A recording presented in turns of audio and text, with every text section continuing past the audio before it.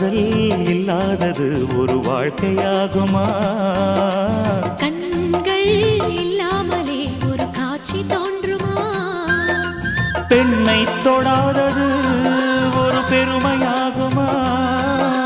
முத்தம் சிந்தாமலே அது முழுமையாகுமா? முழுமையாகுமா? காதல் இல்லாதது ஒரு வாழ்க்கையாகுமா?